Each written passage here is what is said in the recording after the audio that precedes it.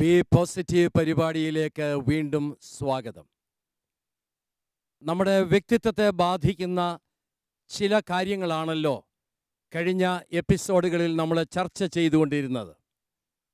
ഇന്ന് നമ്മൾ ചർച്ച ചെയ്യുവാനായിട്ട് ആഗ്രഹിക്കുന്ന വിഷയം ഡിപ്രഷൻ എന്നുള്ള വിഷയമാണ്. നമ്മുടെ ജീവിതത്തിൽ നേരിടുന്ന വിഷമങ്ങൾ, പ്രയാസങ്ങൾ, ദുഃഖങ്ങൾ, ഇതൊക്കെയും ഒരു വിഷാദത്തിൻ്റെ അനുഭവത്തിലേക്ക് നമ്മളെ എങ്ങനെ കൊണ്ടുപോകുന്നു, ആ അനുഭവത്തിൽ നമുക്ക് എന്ത് സംഭവിക്കുന്നു, അത് നമ്മളെ എങ്ങനെ ബാധിക്കുന്നു, ഇതിനുള്ള പരിഹാരം എന്താണ്, ഈ കാര്യങ്ങളാണ് ഇന്ന് നമ്മൾ ചർച്ച ചെയ്യുന്നത്. ഈ ചർച്ചയ്ക്ക് നേതൃത്വം നൽകുവാൻ വന്നിട്ടുള്ള വിശിഷ്ട അതിഥികളെ ഒന്ന് പരിചയപ്പെടുത്തുന്നതിൽ എനിക്ക് സന്തോഷമുണ്ട്. ആലുവയിൽ പ്രവർത്തിക്കുന്ന സൈക്യാട്രിസ്റ്റായിട്ട് പ്രവർത്തിക്കുന്ന ഡോക്ടർ സേവിയർ നമ്മോടൊപ്പമുണ്ട്. ഡോക്ടറെ വളരെ സന്തോഷത്തോടുകൂടെ സ്വാഗതം ചെയ്യും.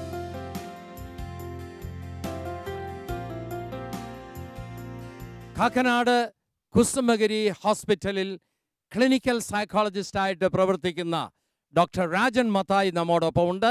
ഡോക്ടറെ പ്രത്യേകിച്ച് സ്വാഗതം ചെയ്യുന്നു.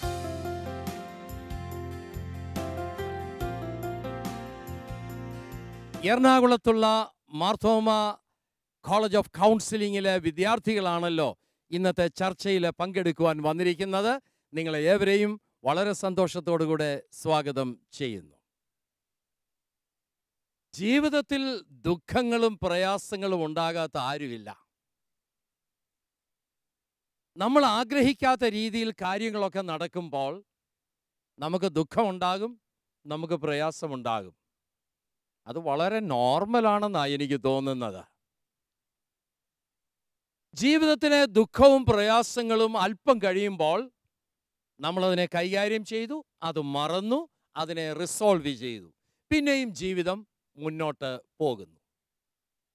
എന്നാൽ ചില സമയങ്ങളിൽ സാധാരണ ദുഃഖം, വിഷമം, പ്രയാസം ഇതിനൊക്കെ അപ്പുറമായിട്ട് ഒരു വിഷാദത്തിൻ്റെ അനുഭവം ചില ആളുകളിൽ ഉണ്ടാകാറുണ്ട്. ചിലപ്പോൾ ചിന്തയിലാകാം ഈ വിഷാദത്തിൻ്റെ അനുഭവം, ചിലപ്പോൾ ചിന്ത കഴിഞ്ഞ് നമ്മുടെ ശരീരത്തിലാകാം, നമ്മുടെ പ്രവർത്തനങ്ങളിലാകാം, ബന്ധങ്ങളിലാകാം ഈ വിഷാദ അനുഭവങ്ങൾ ഉണ്ടാകുന്നത്. സാധാരണഗതിയിൽ നമ്മുടെ ജീവിതത്തിൽ ഈ വിഷാദത്തിൻ്റെ ഏതെങ്കിലും ഒരു അനുഭവം ഉണ്ടാകാത്ത ആരെങ്കിലും ഇവിടെ ഉണ്ടോ എന്ന് എനിക്കറിയത്തില്ല. നിങ്ങൾക്കൊക്കെ വിഷാദാനുഭവങ്ങൾ ഉണ്ടായിട്ടുണ്ടോ? Yes or no? ഓ, എല്ലാവർക്കും വിഷാദ അനുഭവങ്ങൾ ഉണ്ടായിട്ടുള്ളതാണല്ലേ. ആ വിഷാദ അനുഭവങ്ങൾ നിങ്ങൾ ഇപ്പോഴും മനസ്സിൽ കൊണ്ടു നടക്കുകയാണോ, അതോ അതിനെ അങ്ങ് റിസോൾവ് ചെയ്തോ? ഓ, അതിനെ അങ്ങ് റിസോൾവ് ചെയ്ത് കഴിഞ്ഞല്ലേ. അതുകൊണ്ടാണ് ഇപ്പോൾ നിങ്ങൾ വളരെ ആരോഗ്യമുള്ളവരായിട്ട് സന്തോഷമുള്ളവരായിട്ടൊക്കെ ഇരിക്കുന്നത്. എന്നാൽ ചിലപ്പോൾ നമുക്ക് റിസോൾവ് ചെയ്യാൻ സാധിക്കുന്നതിൽ അപ്പുറമായിട്ട് നമ്മളിൽ ഉണ്ടാകുന്ന ചില വിഷാദ അനുഭവങ്ങളുണ്ട്. അതിനാണ് ഡിപ്രഷൻ എന്ന് നമ്മൾ പറയുന്നത്. എന്തുകൊണ്ടാണ് ഈ ഡിപ്രഷൻ ഉണ്ടാകുന്നത്? അതിനുള്ള കാരണങ്ങൾ എന്തുവാ? നമ്മുടെ ജീവിതത്തിൽ നേരിടുന്ന അനുഭവങ്ങളാണോ നമ്മളെ ഡിപ്രസ്ഡ് ആക്കുന്നത്? നമ്മുടെ ശരീരത്തിലുണ്ടാകുന്ന എന്തെങ്കിലും മാറ്റങ്ങളാണോ ഡിപ്രസ്ഡ് ആക്കുന്നത്? അതോ എക്സ്റ്റേണൽ ആയിട്ടുള്ള ഏതെങ്കിലും സ്വാധീനങ്ങളാണോ ഡിപ്രസ്ഡ് ആക്കുന്നത്? ഇങ്ങനെയുള്ള കാര്യങ്ങളെക്കുറിച്ച് ആധികാരികമായിട്ട് നമുക്കൊന്ന് മനസ്സിലാക്കേണ്ടതായിട്ടുണ്ട്. അത് നമുക്ക് ഡോക്ടറോട് തന്നെ ഒന്ന് ചോദിക്കാം. ഡോക്ടർ സേവിയർ, ഈ വിഷാദം എന്ന് പറയുന്ന ഉടനെ ഇത് ഉണ്ടാകാനുള്ള ഒരു കാരണം എന്താണെന്ന് ഒന്ന് വിശദീകരിച്ച് തരാമോ? അച്ഛൻ പറഞ്ഞ 3 കാരണങ്ങളും ഇതിൽ വരുന്നതാണ്. ഒന്ന് ബയോളജിക്കൽ, നമ്മുടെ ശരീരത്തിൽ ഉണ്ടാകുന്ന ചില ഹോർമോൺസിൻ്റെ, കെമിക്കൽസിൻ്റെ ഏറ്റക്കുറച്ചിൽ കൊണ്ട് വിഷാദരോഗം ഉണ്ടാകാം. രണ്ടാമത് എക്സ്റ്റേണലായിട്ട് കാണുന്ന നമ്മളുടെ വളരെ അടുത്തുള്ള വ്യക്തികളുടെ മരണം അല്ലെങ്കിൽ അസുഖം, ഇതെല്ലാം റിയാക്റ്റീവ് ഫാക്ടേഴ്സ് എന്ന് പറയും. ഇതെല്ലാം ഡിപ്രഷനെ ഉണ്ടാക്കാവുന്നതാണ്. പിന്നെ ഇൻറ്റേണലായിട്ടുള്ള ചില ഇതുകൾ, അത് മെയിനായിട്ട് പറയുന്നത് ഈ ബൈപ്പോളാർ ഗ്രൂപ്പിൽപ്പെട്ട ബൈപ്പോളാർ ഡിസോർഡറിൻ്റെ ഡിപ്രഷൻ. അത് അങ്ങനെ പല കാരണങ്ങളാണ് ഡിപ്രഷനായിട്ട് ഒരു വ്യക്തിയിൽ കണ്ടുവരുന്നത്. അപ്പോൾ ഡിപ്രഷൻ ഉണ്ടാകാനായിട്ട് ഒരു കാരണമല്ല, പല കാരണങ്ങൾ കൊണ്ട് ഡിപ്രഷൻ ഉണ്ടാകാമെന്നാണ് ഡോക്ടർ പറയുന്നത്. ശാരീരികമായിട്ടുള്ള ഒരു കാരണം. ഡോക്ടർ, ഈ കെമിക്കൽ ചേഞ്ച് എന്ന് പറയുന്നത് അതെന്താണെന്ന് കുറച്ചുകൂടി ഒന്ന് വ്യക്തമാക്കാം. ഈ കെമിക്കൽ ചേഞ്ച് കൊണ്ട് എങ്ങനെയാണ് നമ്മുടെ ശരീരത്തിൽ ഡിപ്രഷൻ ഉണ്ടാകുന്നത്? അത് പലവർക്കും ഒരു ഏജ്, നമ്മൾ പറയും സ്ത്രീകളുടെ മെനപ്പോസൽ പീരീഡ്, അല്ലെങ്കിൽ ആണുങ്ങൾക്ക് റിട്ടയർമെൻ്റ് ഏജ്, ആ സമയത്തെല്ലാം നമുക്ക് നമ്മുടെ ശരീരത്തിലുള്ള നോർമലായിട്ടുണ്ടാകുന്ന ഹോർമോൺസിൻ്റെ ലെവലിൽ പല വ്യത്യാസങ്ങൾ വരും. അത് ഡിപ്രഷന് ഉണ്ടാക്കാനായിട്ട് സഹായകരമായി. അപ്പം നമ്മുടെ ഹോർമോണൽ ലെവലിൽ ഉണ്ടാകുന്ന വ്യതിയാനങ്ങൾ കെമിക്കൽ ചേഞ്ചിലൂടെ നമ്മളിൽ ഡിപ്രഷൻ ഉണ്ടാക്കാനുള്ള സാധ്യതയുണ്ടെന്നാണ് ഡോക്ടർ പറയുന്നത്. അതുപോലെ തന്നെ ഈ ഡിപ്രഷൻ ഉണ്ടാകാനായിട്ടുള്ള മറ്റൊരു കാരണവും ഡോക്ടർ പറഞ്ഞു. ഈ ബൈപ്പോളാർ എന്ന് പറയുമ്പോൾ മേനിക് ഡിപ്രസീവ് എന്നുള്ള ആ ഒരു എക്സ്പ്രഷൻ ആണല്ലോ അതിനകത്ത് വരുന്നത്. അതിനെക്കുറിച്ച് ഡോക്ടർ ഒന്ന് വിശദീകരിച്ചാട്ടെ. അത് മെയിനിൽ ഇത് ഒരു ജനറ്റിക് ഫാക്ടർ ഇതിനുണ്ട്. പല ഫാമിലിയിലും കാണുന്നതാണ്. ഇപ്പോൾ ഒരു ഫാമിലിയിൽ പാരൻസിനുണ്ടായി എന്ന് വരാം, അല്ലെങ്കിൽ അവരുടെ ഇമ്മീഡിയറ്റ് കസിൻസിനുണ്ടായി എന്ന് വരാം. ഇവർക്കെല്ലാം വരുന്ന ഒരു അസുഖമാണ് ഇത്. 2 തരത്തിലാണ് കാണുന്നത്. അതുകൊണ്ടാണ് അതിന് പേര് മാനിക് ഡിപ്രസീവ് സൈക്കോസിസ് അഥവാ ബൈപ്പോളാർ. 2 ധ്രുവങ്ങളിലാണ് അത് കാണുന്നത്.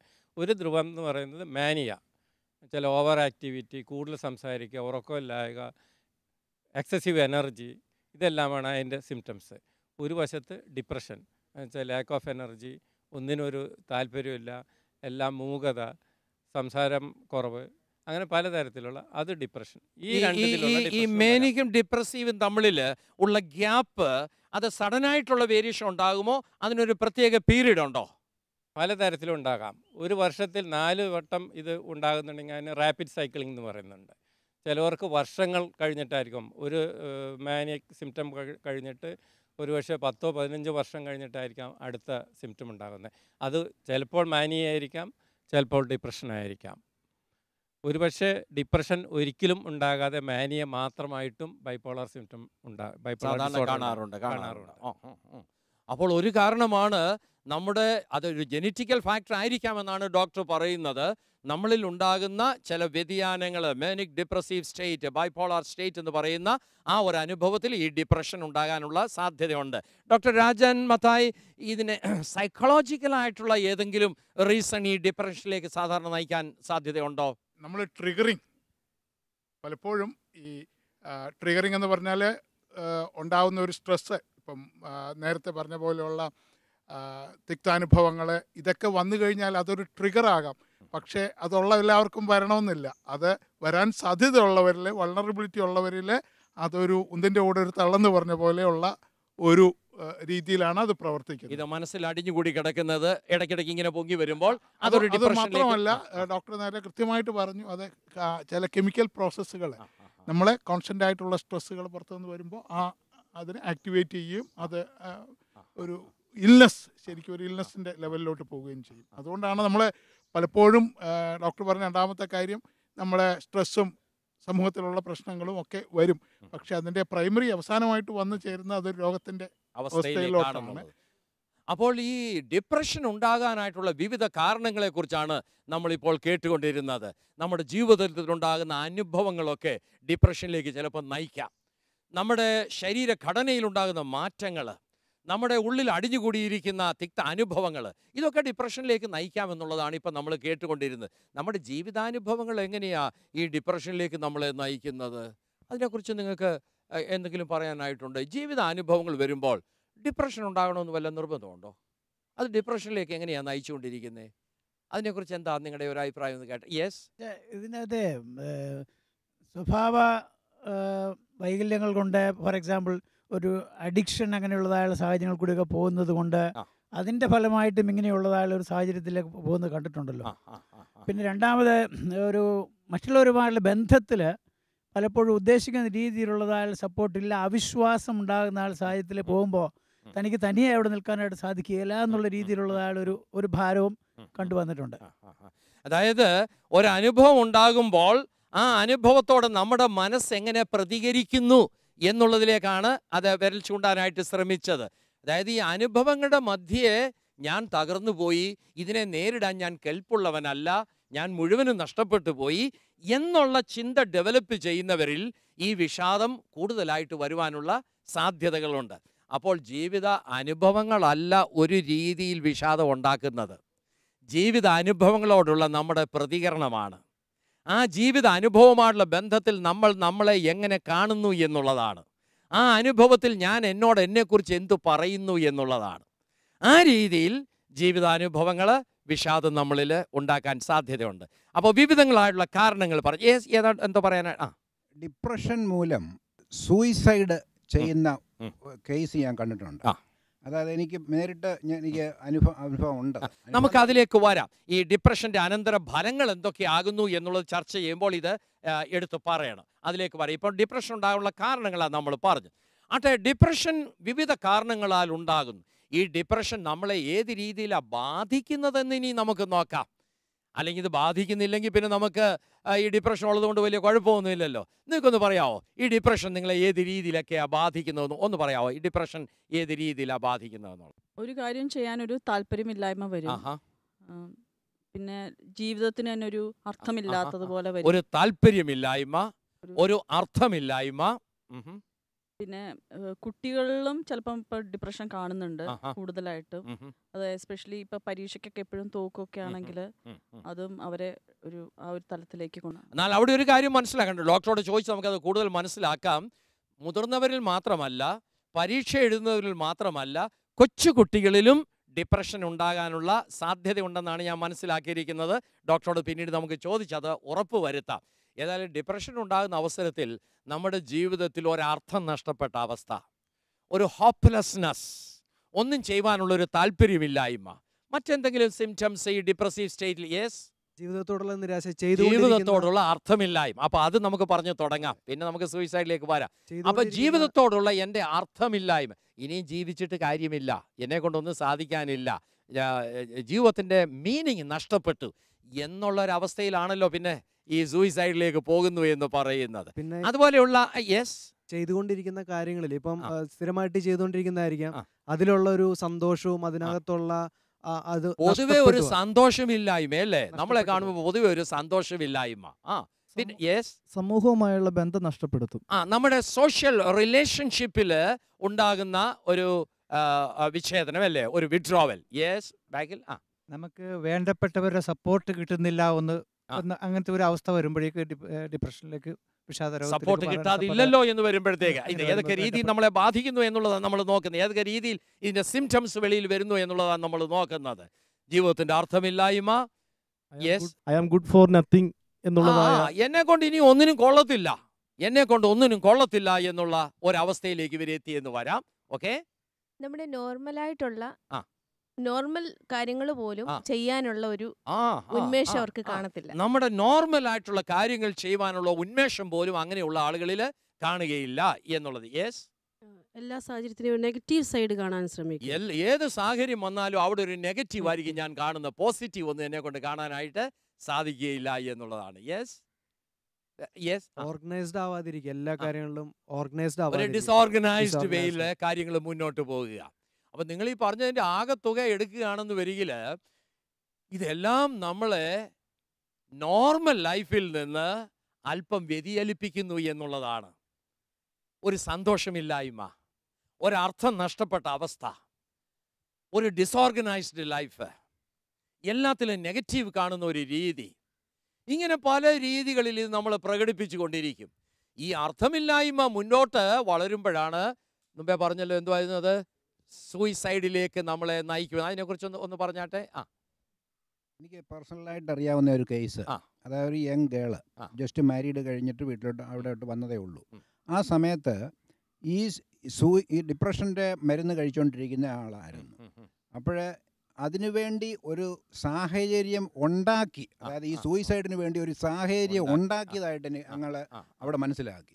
അതായത് ആ കുട്ടിയുടെ മാതാവ് നാട്ടിൽ നിന്ന് വരുന്ന സമയം നോക്കി ഹസ്ബൻഡിനെ എയർപോർട്ടിൽ പറഞ്ഞു വിട്ടിട്ട് തിരിച്ചു വന്നപ്പോഴത്തേക്കിന് ഈ കുട്ടി സൂയിസൈഡ് ചെയ്യും. അപ്പോൾ സൂയിസൈഡ് ചെയ്യാൻ തീരുമാനിച്ചാൽ പിന്നെ സൂയിസൈഡ് ചെയ്തിരിക്കും എന്നുള്ളതാണ്. അപ്പോൾ ഡോക്ടറെ, ഈ സൂയിസൈഡും ഡിപ്രഷനും തമ്മിൽ ഒരു ബന്ധമുണ്ടെന്നാണ് ഇവർ ഈ ഉദാഹരണങ്ങളിലൂടെ വെളിവാക്കാനായിട്ട് ശ്രമിക്കുന്നത്. സൂയിസൈഡ് ഡിപ്രഷൻ സൂയിസൈഡിലേക്ക് നയിക്കണമെന്നുണ്ടോ, അതോ സാധാരണഗതിയിൽ അത് നയിച്ചിരിക്കുമോ, എന്തോ അതിനെക്കുറിച്ചുള്ള?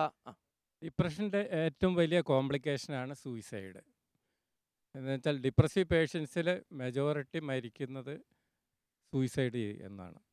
അപ്പോൾ അതിൽ ഡിപ്രഷനെ ട്രീറ്റ് ചെയ്യാതിരിക്കുന്നതിൻ്റെ ഏറ്റവും വലിയ പ്രശ്നം അവർ സൂയിസൈഡിലോട്ട് പോകുന്നു എന്നുള്ളതാണ്. അപ്പോൾ അതിൻ്റെ ഏറ്റവും വലിയ കോംപ്ലിക്കേഷനാണ് ഈ സൂയിസൈഡ്. അത് തന്നെ ബൈപ്പോളാർ ഡിപ്രഷൻ എന്ന് പറഞ്ഞ ഗ്രൂപ്പിൽപ്പെട്ട ഡിപ്രഷനാണ് ഏറ്റവും കൂടുതൽ സൂയിസൈഡ് ടെൻഡൻസി ഉള്ളത്. ഇപ്പോൾ ഡിപ്രഷൻ ട്രീറ്റ് ചെയ്യാതിരുന്നാലുള്ള ഏറ്റവും വലിയ കോംപ്ലിക്കേഷൻ അത് പലരിലും സൂയിസൈഡൽ ടെൻഡൻസി ഉണ്ടാക്കാം. എല്ലാ ഡിപ്രഷനിലും സൂയിസൈഡ് ചെയ്തൊന്നുമില്ല എങ്കിലും വളരെ അധികം പേർക്കും സൂയിസൈഡൽ ടെൻഡൻസി ഉണ്ടാക്കാൻ ഉതകുന്നതായിരുന്നു. ഡോക്ടർ ഒരു സംശയം ചോദിച്ചോട്ടെ. അതായത് ഈ സൂയിസൈഡ് ചെയ്യുന്നവരെല്ലാം തന്നെ ഒരു മുന്നറിയിപ്പ് തരുമെന്നാണ് ഞാനിങ്ങനെ ഈയിടെയൊന്ന് വായിക്കാനിടയായിട്ടുണ്ട്. ഒരു ഉദാഹരണമായിട്ട് പറയുന്നത് എന്നെ ആർക്കും വേണ്ട, എന്നോട് ഇഷ്ടമില്ല, അല്ലെങ്കിൽ ഇങ്ങനെയൊക്കെയുള്ള ചില സൂചനകളൊക്കെ തരുമെന്ന് പറയുന്നുണ്ട്. അതേസമയം വേറെ ചിലർ പറയുന്നു സൂയിസൈഡ് ചെയ്യുമെന്ന് പറയുന്നവർ ചെയ്യുകയില്ല എന്നുള്ളത്. ഇതിൽ ഏതായിരിക്കും ശരി എന്നുള്ളത്? പലപ്പോഴും സൂയിസൈഡ് ടെൻഡൻസി ഉള്ള ആൾ അതിൻ്റെ ചെറിയ ഹിൻറ്റുകൾ തരുന്നതാണ് പറയുന്നത്. പക്ഷേ മറ്റൊരു വിഭാഗത്തിലുള്ള സൂയിസൈഡ്, എസ്പെഷ്യലി സ്കീസോഫ്രെനിക്സ്, അവർ വളരെ പ്ലാൻഡ് ആയിരിക്കും. അവരിൽ നിന്ന് അധികം ഹിൻറ്റ് കിട്ടിയെന്ന് വരില്ല. അവർ പ്ലാൻഡ് സൂയിസൈഡ് ആയിരിക്കും. അത് പലപ്പോഴും സക്സസ്ഫുൾ ആയിരിക്കും. അങ്ങനെയും പറയുന്നുണ്ട്. അപ്പോൾ സൂയിസൈഡ് ചെയ്യുന്ന ആളുകൾ നോർമലായിട്ടുള്ളവരാണെന്ന് വരികിൽ അവർ സാധാരണ അതിനൊരു ഹിൻറ്റ് തരും, സിഗ്നൽ തരും. സിഗ്നൽ തന്നാലും മനസ്സിലാക്കാനായിട്ട് കഴിവുണ്ടെങ്കിലേ നമുക്കത് ക്യാച്ച് ചെയ്യാനൊക്കത്തുള്ളൂ.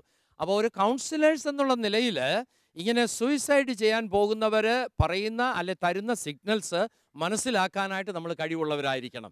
അത് മനസ്സിലാക്കി അവരോട് ഡീൽ ചെയ്യുകയാണെങ്കിൽ ഒരു പരിധിവരെയെങ്കിലും അവരെ ഹെൽപ്പ് ചെയ്യാനായിട്ട് സാധിക്കും. എന്നാൽ ഡോക്ടർ പറഞ്ഞത് ഇതുപോലെയുള്ള സൈക്കാട്രിക് കേസുകൾ അങ്ങനെയുള്ള ഏതെങ്കിലും സൂയിസൈഡ് ചെയ്യുമ്പോൾ ചിലപ്പോൾ അങ്ങനെയുള്ള സിഗ്നൽ തന്നു എന്ന് വരത്തില്ല എന്നുള്ളതിനെക്കുറിച്ചാണ് ഡോക്ടർ പറയുന്നത്.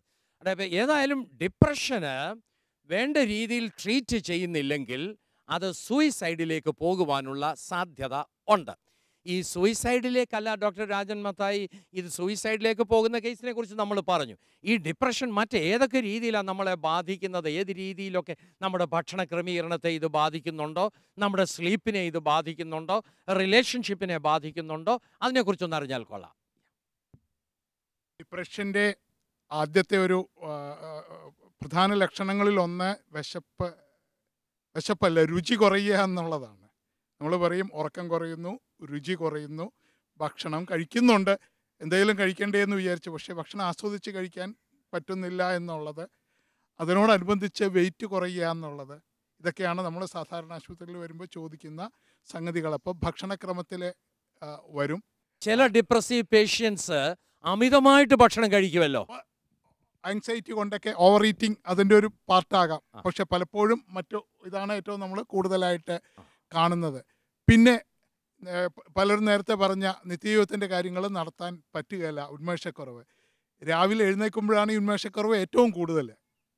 ഡയഗണൽ വേരിയേഷൻ ഉച്ചയാകുമ്പോൾ കാലത്തേക്കാൾ കുറച്ചുകൂടെ ഭേദമാണ്. രാവിലെ എഴുന്നേൽക്കുമ്പോഴേ എങ്ങനെ വൈകുന്നേരമാക്കും എന്നുള്ള ഒരു വിഷമം ഒക്കെ അവർക്ക് ഉണ്ടാവും. പിന്നെ കുറ്റബോധം, മോൻ പരീക്ഷയ്ക്ക് പാസ്സായില്ല, എൻ്റെ കുഴപ്പം കൊണ്ടാണ്, ഹസ്ബൻഡിന് പ്രൊമോഷൻ കിട്ടിയില്ല, ഞാൻ വേണ്ട വിധത്തിൽ സപ്പോർട്ട് കൊടുക്കാത്തതുകൊണ്ട് പലപ്പോഴും ഇറാഷണലായിട്ടുള്ള എല്ലാത്തിൻ്റെയും കുറ്റം സ്വയം ഏറ്റെടുക്കുന്ന അതിൻ്റെ ഒരു കോൺസിക്വൻസ് ആണ് നേരത്തെ പറഞ്ഞ ഈ സൂയിസൈഡിലോട്ട് പോകാനുള്ള ഒരു. നേരത്തെ പറഞ്ഞു എല്ലാവരും സൂയിസൈഡിലേക്ക് പോകുകയല്ല, പക്ഷേ എപ്പോഴും ഡിപ്രഷൻ വരുന്ന ഒരാളെക്കുറിച്ച് സൂയിസൈഡ് ചെയ്യാനുള്ളൊരു ടെൻഡൻസി ഉണ്ടോ എന്നുള്ളത് നമ്മൾ മനസ്സിലാക്കിയിരിക്കണം, ചോദിച്ചിരിക്കണം. ചിലപ്പോഴേ കൂടെ വരുന്നവർക്ക് എന്തിനേ വേണ്ടാത്ത ചോദ്യം കയറി ചോദിച്ചതെന്ന് പലപ്പോഴും ചോദിക്കാറുണ്ട്. പക്ഷേ ചോദിച്ചിരിക്കണം, റെക്കോർഡ് ചെയ്തിരിക്കണം. പലപ്പോഴും വാർഡിലൊക്കെ അഡ്മിറ്റ് ചെയ്യുമ്പോഴേ വാർഡിലെ സ്റ്റാഫിൻ്റെയൊക്കെ ഏറ്റവും വലിയ പേടി എൻ്റെ ഡ്യൂട്ടി സമയത്ത് ഇത് സംഭവിക്കില്ല. കാരണം സൂയിസൈഡ് ചെയ്യണമെന്ന് തീരുമാനിച്ചാൽ 24 മണിക്കൂർ കണ്ണിൽ എണ്ണയൊഴിച്ചിരുന്നാൽ പോലും ചിലപ്പോൾ അവർ സൂയിസൈഡ് ചെയ്തിരിക്കും. അപ്പോൾ ഡിപ്രസീവ് പേഷ്യൻസ് സാധാരണഗതിയിൽ അത് വേണ്ട രീതിയിൽ ട്രീറ്റ് ചെയ്യുന്നില്ലെങ്കിൽ സൂയിസൈഡിലേക്ക് പോകാനുള്ള സാധ്യതയുണ്ട്. ഇത് കൂടാതെ കണ്ട് മറ്റു ചില മേഖലകളിലും ബാധിക്കുന്നതാണ് പറഞ്ഞത്. ഭക്ഷണത്തെ ഇത് ബാധിക്കും. ചിലർ ഭക്ഷണം ഒട്ടും കഴിക്കുകയില്ല, വിശപ്പില്ല. ചിലർ അമിതമായിട്ടങ്ങ് കഴിക്കും, ആവശ്യത്തിൽ കൂടുതൽ കഴിക്കും. ഇങ്ങനെയുള്ളവർക്ക് സാധാരണ ഉറക്കം നഷ്ടപ്പെടും. രാത്രിയിൽ അവർക്ക് രാത്രിയോ പകലോ അവർക്ക് വേണ്ട രീതിയിൽ ഉറങ്ങാനൊക്കത്തില്ല. ഡോക്ടർ പറഞ്ഞു നേരം വെളുത്താൽ വൈകുന്നത് എങ്ങനെയാ, വൈകിയാൽ വെളുക്കുന്നത് എങ്ങനെയാ, ഇതിങ്ങനെ അവർ ചിന്തിച്ചു കൊണ്ടേയിരിക്കും. എല്ലാം നെഗറ്റീവായിട്ട് കാണും. അതോടൊപ്പം വലിയ കുറ്റബോധങ്ങൾ ഇവരുടെ മനസ്സിൽ കാണുവാനായിട്ടുള്ള സാധ്യതയും ഉണ്ട് എന്നാണ് പറഞ്ഞത്. അപ്പോൾ ഡിപ്രഷന് നമ്മളെ വിവിധ രീതിയിലാണ് ബാധിക്കുന്നത്. അങ്ങനെ യെസ്, രണ്ട് തരത്തിലല്ലോ ഡിപ്രഷൻ ഉണ്ടല്ലോ. സൈക്കോളജിക്കൽ ഡിപ്രഷൻ്റെ കാര്യമല്ലേ സാർ പറഞ്ഞത്. ബയോളജിക്കൽ ഈ തൈറോയിഡ് അങ്ങനത്തെയുള്ള നമ്മുടെ ഒരു ബോഡിയുടെ ഒരു അങ്ങനെയുള്ള സിറ്റുവേഷനിനകത്തും ഈ ഡിപ്രഷൻ എന്ന് പറയുന്ന ഒരു ഇത് അന്നേരം ആ ഒരു ബയോളജിക്കൽ സിറ്റുവേഷൻ മൂലം ഉണ്ടാകുന്ന ഡിപ്രഷനകത്തും ഈ ഒരു എന്താ കുറ്റബോധവും ഇങ്ങനത്തെ കാര്യങ്ങളൊക്കെ കാണുമോ? അതെല്ലാം ഡിപ്രഷൻ എന്ന് പറയുന്നത് ഇപ്പോൾ സബ്സ്റ്റൻസ് അബ്യൂസ്, ലഹരി വസ്തുക്കൾ ഉപയോഗിക്കുമ്പോൾ നമുക്ക് ഡിപ്രഷൻ ഉണ്ടാകുന്നുണ്ട്. മറ്റ് അസുഖങ്ങളെ കൊണ്ട് ഈ പറഞ്ഞ പോലെ തൈറോയ്ഡ് ഫങ്ഷൻ വ്യത്യാസമായതുകൊണ്ട് ഡിപ്രഷൻ ഉണ്ടാകുന്നുണ്ട്. ഹെഡ് ഇഞ്ചറിയിൽ ഡിപ്രഷൻ ഉണ്ടാകാം, മറ്റ് രോഗങ്ങളിലെല്ലാം ഡിപ്രഷൻ ഉണ്ടാകാം. പക്ഷേ നമ്മൾ ഇവിടെ ഉദ്ദേശിക്കുന്ന ഡിപ്രഷൻ സൈക്കോളജിക്കൽ ഡിപ്രഷൻ മാത്രമാണ്. അതാണ് ഇപ്പോൾ നമ്മൾ ഡിസ്കസ് ചെയ്യുന്നത്. മറ്റെല്ലാ അസുഖങ്ങൾ ഫിസിക്കൽ ഡിസീസസിൻ്റെ കൂടെയുള്ള ഡിപ്രഷനാണ്, അതല്ല ഇപ്പോൾ പറയുന്നത്. ഇത്രയും സിവിയർ ആയിട്ടുള്ള ഒരു അവസ്ഥയാണ് ഈ ഡിപ്രഷൻ എങ്കിൽ അതിനാവശ്യമായ ഒരു പരിഹാരം കാണേണ്ടതും ആവശ്യമല്ലേ?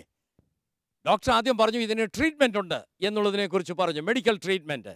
ഇതല്ലാതെ കണ്ട് മറ്റേതെങ്കിലും രീതിയിൽ ഈ ഡിപ്രഷനെ കൈകാര്യം ചെയ്യാനായിട്ട് സാധിക്കുമോ എന്നുള്ളതും കൂടെ നമുക്ക് ഇദ്ദേഹത്തിന് എന്തോ പറയാം. ട്രീറ്റ്മെന്റിനെ കുറിച്ചല്ല, ഇടയ്ക്ക് വിട്ടുപോയതാണ്. 6 മാസം പ്രായമുള്ള കുട്ടിയിലും ഡിപ്രഷൻ ഉണ്ട്. മുമ്പേ ചോദിച്ച ഒരു ചോദ്യം ഡോക്ടറെ, ഈ കൊച്ചു കുട്ടികളിൽ ഡിപ്രഷൻ ഉണ്ടാകാനുള്ള സാധ്യത ഉണ്ടോ എന്നുള്ളതിനെ കുറിച്ചാണ് ചോദിച്ചത്. ഉണ്ട്, തീർച്ചയായിട്ടും ഉണ്ട്. സാധാരണ കണ്ടുവരുന്നത് ഈ പാരൻസിൽ ഒരാളുടെ ലോസ്, എസ്പെഷ്യലി മദർ, കെയർ ചെയ്യുന്ന മദറിൻ്റെ loss either by separation or by death ഉണ്ടെങ്കിൽ ഡിപ്രഷൻ ഉണ്ടാകാനുള്ള സാധ്യത വളരെ കൂടുതലാണ് അങ്ങനത്തെ കുട്ടികളിൽ. ഡോക്ടർ പറഞ്ഞോ അമ്മമാരുടെ വേർപാടുമൊക്കെ, അത് പല ആദ്യകാല പഠനങ്ങളൊക്കെ നടത്തിയിരിക്കുന്നത് റെഫ്യൂജി ക്യാമ്പുകളിലൊക്കെ ആണ് കുട്ടികളിൽ. ഇസ്രായേൽ കോളനി എന്നൊക്കെ പറഞ്ഞ ആളുകൾ പണ്ട് ഗവേഷണം നടത്തി കണ്ടുപിടിച്ചിട്ടുള്ളത് അമ്മമാരെ നഷ്ടപ്പെടുന്ന കുട്ടികളിലൊക്കെ ഇത്തരം ഇത് മറ്റുള്ള പ്രായമായവരിൽ കണ്ടുപിടിക്കുന്ന മാതിരി അത്ര എളുപ്പമല്ല എന്ന് മാത്രം. അതിനൊരു സ്പെഷ്യലൈസ്ഡ് വേയിൽ നോക്കിയാൽ മാത്രമേ നമുക്ക് ആ കുട്ടികളുടെ അവർക്ക് ഭാഷ കൊണ്ട് എക്സ്പ്രസ് ചെയ്യാൻ പറ്റുകയില്ല, അവർക്കതിൻ്റെ പ്രോബ്ലം നമുക്ക് മറ്റൊരു തരത്തിൽ മനസ്സിലാക്കാൻ പറ്റുകയില്ല. അപ്പോൾ അതൊരു സ്പെഷ്യലൈസ്ഡ് ഏരിയ ആണ്. അപ്പോൾ കൊച്ചു കുട്ടികൾക്ക് ഡിപ്രഷൻ ഉണ്ടാകാനായിട്ടുള്ള സാധ്യതയുണ്ട് എന്നുള്ളത് വളരെ വ്യക്തമാണ്. ഇതിനുള്ള പരിഹാര മാർഗമാണല്ലോ ഇനി നമുക്ക് നോക്കേണ്ടത്. മെഡിക്കൽ ട്രീറ്റ്മെൻറ്റ് വളരെ അത്യാവശ്യമാണെന്ന് പറഞ്ഞു ചില ഘട്ടങ്ങളിൽ.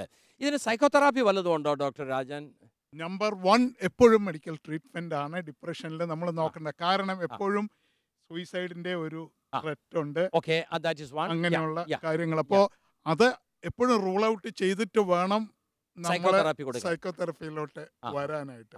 തീർച്ചയായിട്ടും നമുക്ക് അവരുടെ കാഴ്ചപ്പാടുകളിൽ വ്യത്യാസം വരുത്തുക. കാരണം നേരത്തെ അച്ഛൻ പറഞ്ഞത് ചിലപ്പോഴെങ്കിലുമൊക്കെ എങ്ങനെ കാണുന്നു എന്നുള്ളത് നമ്മുടെ പെർസെപ്ഷൻ, ഒരു കാര്യം 2 തരത്തിൽ നമുക്ക് കാണാൻ സാധിക്കും. ഇപ്പം ഞാൻ ഇവിടുന്ന് നോക്കുന്നു, എനിക്ക് നല്ല മരങ്ങളും ഇതുമൊക്കെ കണ്ടു, ഞാൻ സന്തോഷമാണ്. അവിടെ വേറൊരു ആംഗിളിൽ നോക്കുന്ന ആൾ കാണുന്നത് അപ്പുറേ ചവറ് കൂട്ടിയിട്ടിരിക്കുന്നതോ, ഈ ഒരേ സ്ഥലത്ത് നിന്നുകൊണ്ട് 2 കാഴ്ചപ്പാട്, നമ്മുടെ കാഴ്ചപ്പാടുകളിൽ മാറ്റമുണ്ടാക്കി ഇതിനെ നേരിടാനായിട്ട് സാധിക്കും. അത് പലപ്പോഴും കൗൺസിലിങ്ങിലൂടെയാണ് സാധ്യതമാകുന്നത്. അപ്പോൾ ഇങ്ങനെയുള്ള ആരെയെങ്കിലും നിങ്ങൾ കാണുകയോ നിങ്ങളെ സമീപിക്കുകയോ ഒക്കെ ചെയ്യുമ്പോൾ ആദ്യമേ നമ്മളൊരു കൗൺസിലിംഗ് ഹെൽപ്പാണ് കൊടുത്ത് തുടങ്ങേണ്ടത്. ആ കൗൺസിലിംഗ് ഹെൽപ്പിൽ ഇവരുടെ അവസ്ഥ ഏതാണെന്നുള്ളത് ഒന്ന് മനസ്സിലാക്കാനായിട്ട് സാധിക്കും. ഒരു പെർസെപ്ഷനിൽ, കാഴ്ചപ്പാടിൽ മാറ്റം ഉണ്ടാക്കുക മാത്രമാണ് ആവശ്യമെങ്കിൽ കൗൺസിലിങ്ങിലൂടെ അവരെ സഹായിക്കാനായിട്ട് സാധിക്കും. ചില ആളുകൾക്ക് റിലീജിയസ് റിസോഴ്സസ്, നമ്മുടെ ആത്മീയ മേഖലകളെ അവിടെ ഒരു സപ്പോർട്ട് കൊടുത്താൽ ഇതിൽ ഒരുപാട് വ്യത്യാസങ്ങൾ ഉണ്ടാകാനായിട്ട് സാധ്യതകളുണ്ട്. ദൈവം നമ്മളിൽ പ്രവർത്തിക്കുമ്പോൾ ഒരുപാട് മാറ്റങ്ങൾ നമ്മളിൽ ഉണ്ടാകും. അതുകൊണ്ട് ഈ വിഷാദത്തെയും നേരിടുവാൻ തക്കവണ്ണം ഒരു പരിധിവരെയെങ്കിലും നമ്മൾ ആ റിലീജിയസ് റിസോഴ്സ് ഡിപ്പെൻഡ് ചെയ്യേണ്ടത് ആവശ്യമാണ്. എന്നാൽ വളരെ അക്യൂട്ട് സ്റ്റേജിലേക്ക് വന്നു കഴിഞ്ഞാൽ ഇതിന് മെഡിക്കൽ ട്രീറ്റ്മെൻറ്റ് വളരെ അത്യാവശ്യമാണ്. അത് മരുന്ന് റെഗുലറായിട്ട് കൊടുക്കുകയും അത് സ്വീകരിച്ച് ഇതിൽ നിന്ന് വെളിയിൽ വരുവാനായിട്ടുള്ള ശ്രമം ചെയ്യുകയും വേണം. എന്നാൽ മരുന്ന് കൊണ്ട് മാത്രം ഇത് ഭേദപ്പെടുത്താവുന്നൊരു സംഗതിയല്ല. മരുന്ന് ഉപയോഗിക്കുന്നതോടുകൂടെ counselling, family support, social support, religious support, ഇതെല്ലാം കൂടെ ഒരുമിച്ച് ചേർന്നെങ്കിൽ മാത്രമേ ഒരു ഡിപ്രസീവ് പേഷ്യൻറ്റിനെ വേണ്ട രീതിയിൽ നമുക്ക് സഹായിക്കാനായിട്ട് സാധിക്കുകയുള്ളൂ. അപ്പോൾ ഇങ്ങനെയുള്ള കേസുകൾ നമ്മൾ കാണുന്ന സമയത്ത് അതൊരു ഹോപ്പ്ലെസ്നെസ് നമ്മുടെ മനസ്സിൽ വരരുത്. ഇവരെ നമുക്ക് സഹായിപ്പാനായിട്ട് സാധിക്കും എന്നുള്ളൊരു ഉൾക്കാഴ്ച നമുക്ക് ഉണ്ടാകണം. ഈ എപ്പിസോഡ് ഇവിടെ അവസാനിക്കുന്നു.